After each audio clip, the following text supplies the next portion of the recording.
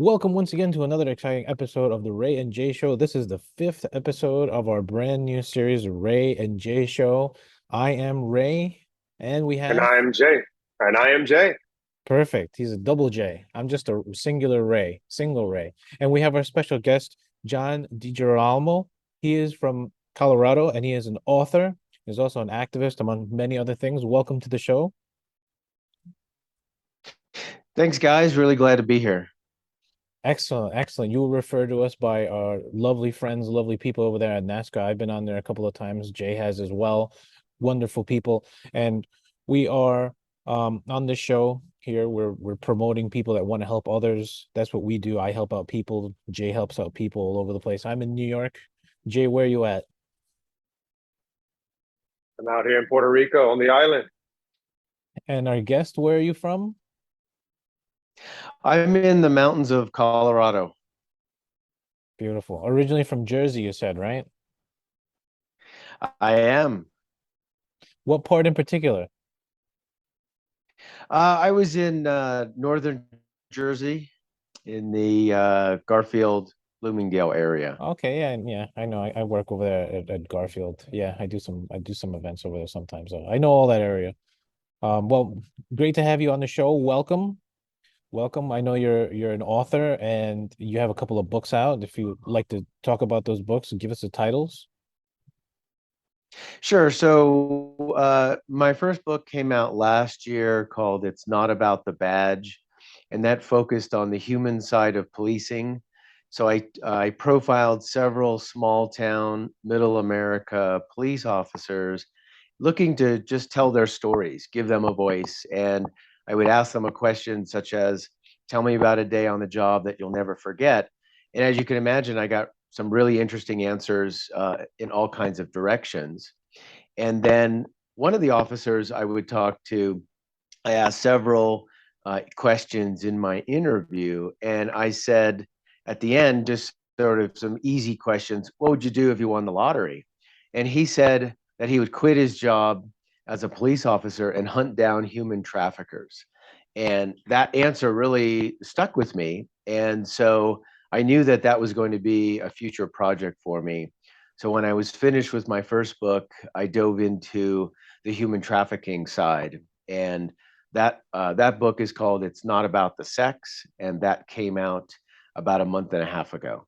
Okay. Beautiful. Beautiful. So in that book, not to go into too much detail, is it human trafficking that's like in America? Is it worldwide?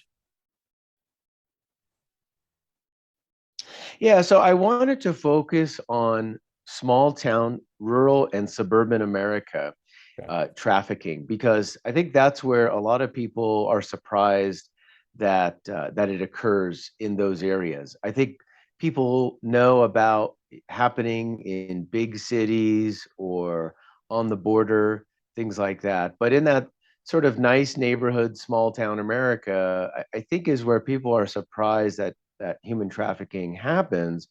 So I decided to profile four people: a survivor, a law enforcement officer, a brothel madam's tale of redemption, and an advocate. And so you get this unique perspective of four different views, and I really focus on their storytelling.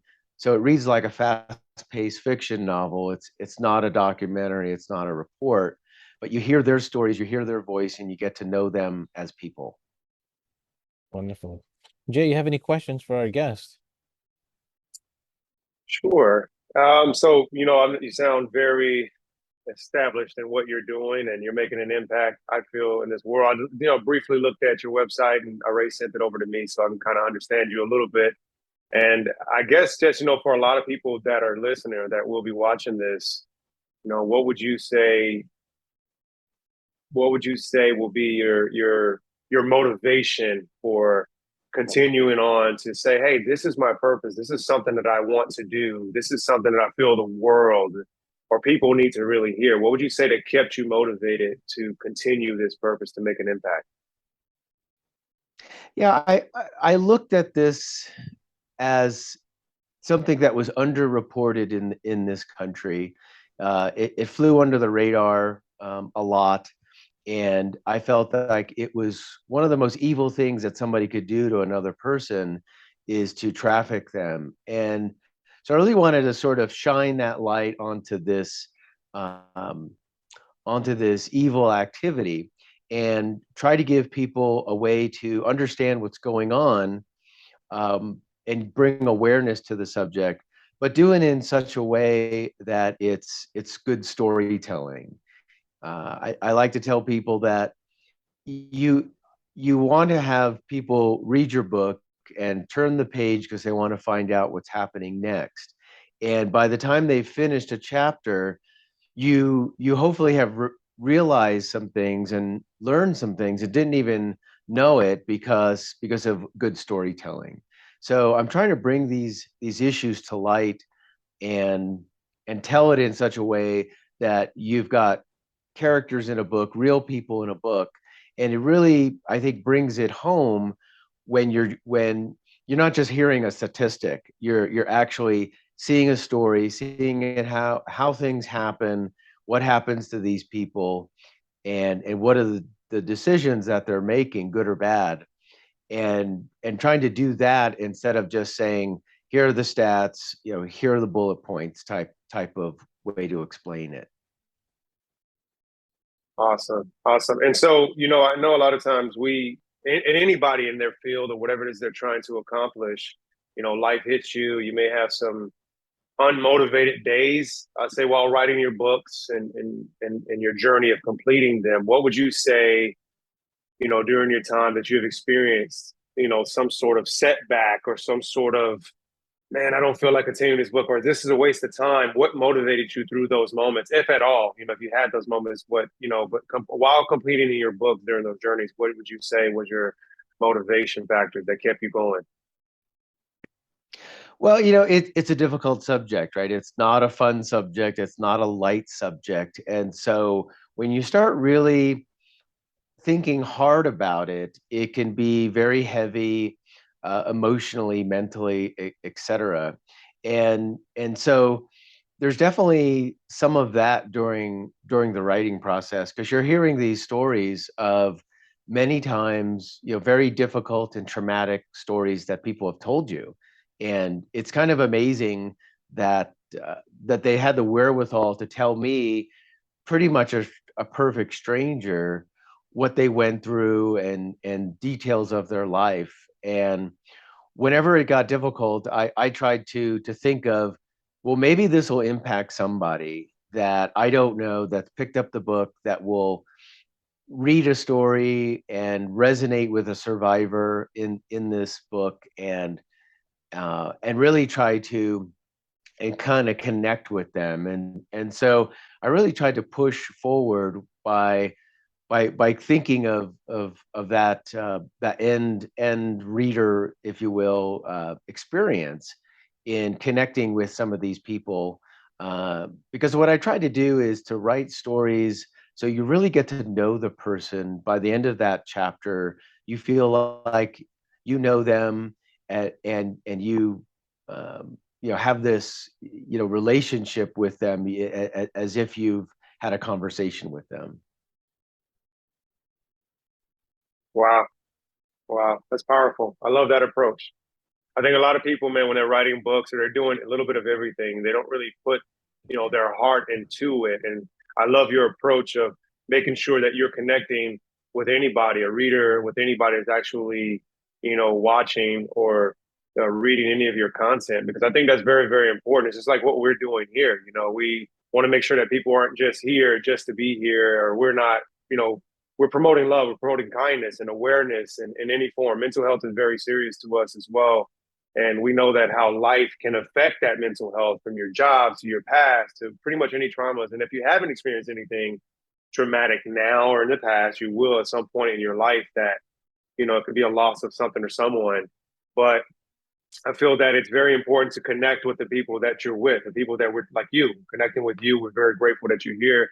You're doing something that's very amazing. So, a lot of people won't step up and own their purpose and want to shine a light on certain things because of the sensitivity. Maybe they're not motivated enough, and you can want to do something, but then something can stop you and say, man, are you doing this? Let's not go forward with this. You know, maybe your own traumas, maybe your own experiences, maybe your own mental health could stop you. But that's why I had asked that question as to, you know, when you were going down your journey of doing this, of living your purpose, what was it that, if anything, right? And you shed the light on that. So I'm thank you. I thank you for shedding the light on that because that's very important to make sure that the people you're connecting with understand you and you're not just getting something out. Hey, here you go. I just put something on the paper or I just put something in a book and you connect it with it. And I think that's very, very important. Yeah, it's been a journey for me, and I've met people that I would probably just never run into in just a normal everyday life. And it's always interesting how I landed up finding some of these people. And one of the things that happened that kind of touches on what you said is when I was nearing the end of this book, I was looking to talk to people to get quotes and testimonials for the book. And I one of the chapters profiles a survivor, and I also wanted to get a quote from a survivor. Long story short, I was introduced to this young lady who is a survivor of sex trafficking, and I asked her for a quote, a couple sentences that I could put on the book, and she's been a survivor for I think about 8 years now, and instead of sending me a quote, she sent me 1,300 pages, or sorry, 1,300 words, which is like a short story. And she told me that she's finally come to the point in her life to be brave to talk about her experiences. And she said she could have written 200 pages easily, but she sent me this 1,300 words, and after lots of conversations with her, she said that she's ready. She's brave enough to tell her story. And so I said, why don't we just put your story as the end of the chapter, word for word, in your own words, and let you tell that story. And it's a very raw and powerful story to read. And I think it really gives that authenticity of who this person is and what her experiences are, and that as a survivor you don't just get yourself out of that situation and you're fine the next day. It takes years of trying to really build yourself up. And I think that's what was really important is you're able to read some of these stories from people, and you can see that they have gotten strength, they've matured, they've been able to deal with everything they've had, and that takes a lot of time. And I think having that and seeing that is resonates with a lot of people, even if your experience is not the same. We've all gone through difficult times, traumatic experiences, and having that. Uh, Seeing someone else go through that, and even though it's years later, stand up and say, I'm a survivor, I'm not a victim anymore, I think is a powerful thing to resonate with people. Awesome. Back to you, Ray. Thank you very much. Once again, you're on your favorite show, the Ray and Jay Show, with your favorite hosts, Ray Maestro and my partner, Jay Johnson, broadcasting live from New York City and Puerto Rico. And we have our guest from Colorado.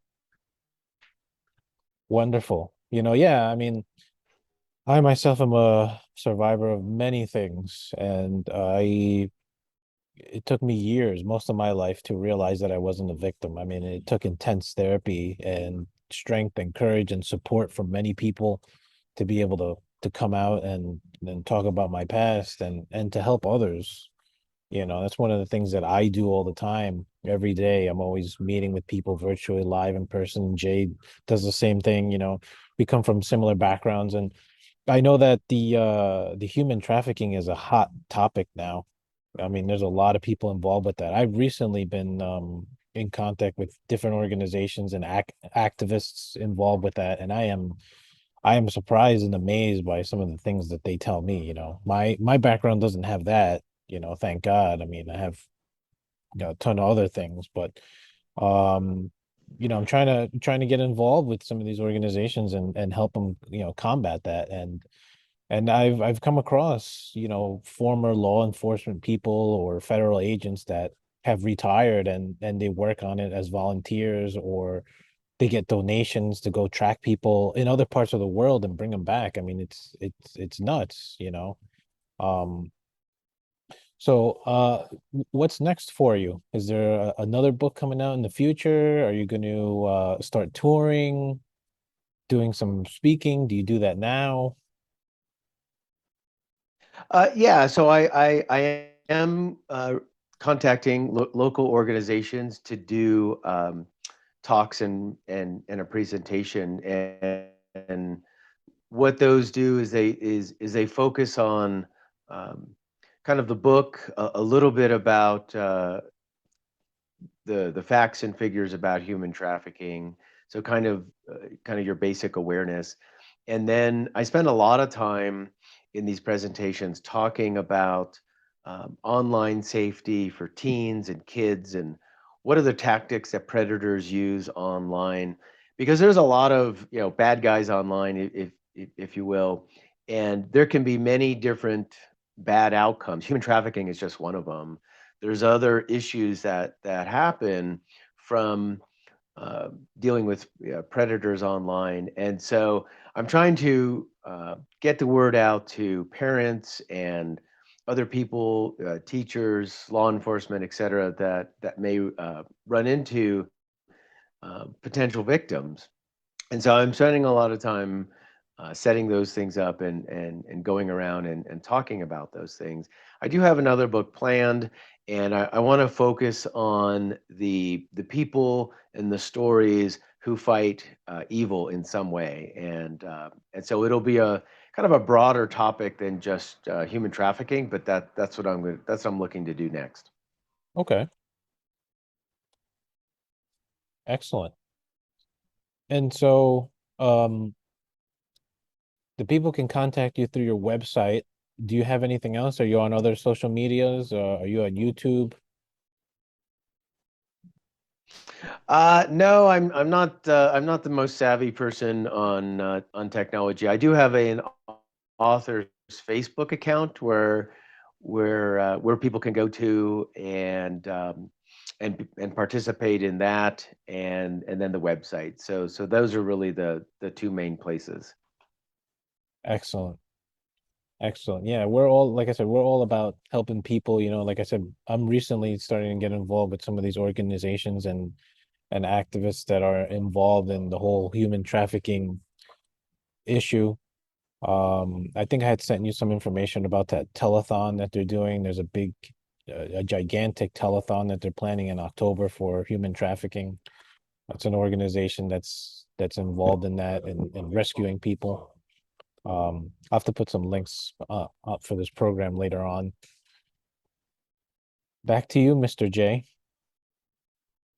Well, I mean, all I've had. I mean, he's been very transparent, and and everything you've said, man. I want to say first, I'll just say thank you for everything that you are doing in this world. A lot of people aren't really standing up for something or standing up for a cause, and I feel that what you're doing, this world needs, and you're shining the light. You are the light, and I'm blessed and fortunate enough to have interviewed you today to learn a little bit more about yourself. So I'm grateful for you and everything you're standing for, especially your books and everything that you're doing. So I'm grateful, man. Thank you for your time and everything sitting with us today.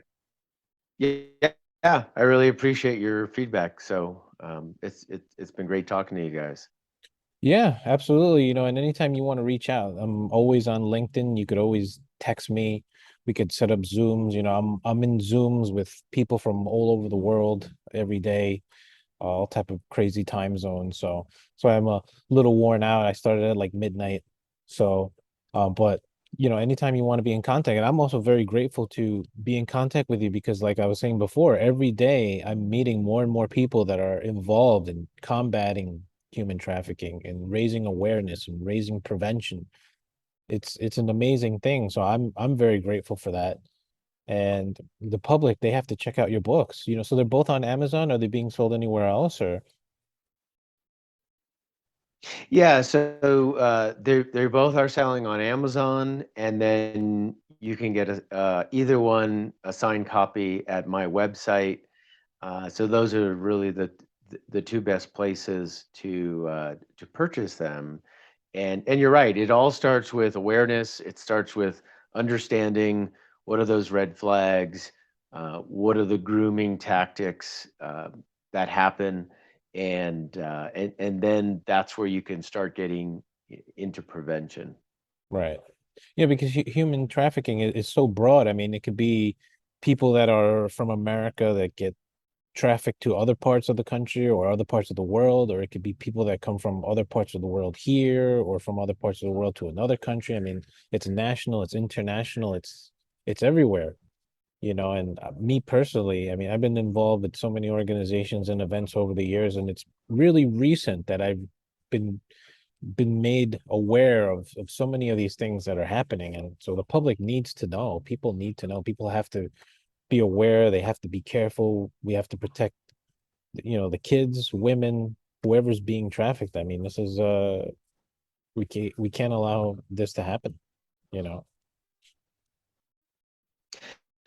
Yeah, exactly. I think a lot of uh, people think that those involved in human trafficking are kidnapped or something like that, and that's actually pretty rare. That's about 5% of the people involved. So it happens a lot closer to home in our own neighborhoods. It happens through contacts that people have. I mean, more than 50% are recruited in some manner through family, friends, peer networks, et cetera. And I think a lot of people are surprised by that. So it isn't just the stranger danger of the old days where um, you you don't want to talk to strangers, et cetera, Hmm. on the streets. Now that stranger is online and is trying to, get somebody through a chat room or some kind of fake profile. Right, yeah. Now you don't have to meet them on the street somewhere in a store or whatever, some alleyway. Now they just you log on or now on your phone. Now they're practically on your phone. They're Well, well, yeah, exactly. I mean, the in today's society, the great equalizer is Wi-Fi and the internet. So it doesn't matter where you live, rich, poor, black, white, living in the country or in a downtown city. Once you're online, you're visible to everybody, and you're just as vulnerable sitting in a kid sitting in their parents' kitchen as they are. In some dark alleyway, as you mentioned. So that's what's different over the last decade is having the pervasive of people online. Everybody's online. Teens are online. Their phone is attached to their hip. So when that happens, anybody in the world can be targeting that particular child or teen, and because the access is there, and that's different from, say, when I was a kid, where when you got home safe and you were sitting in your kitchen, you were safe because there was nobody else to threaten you. But now you could be in that kitchen on your phone, and and someone could be stalking you or luring you into some dangerous situation. unbelievable.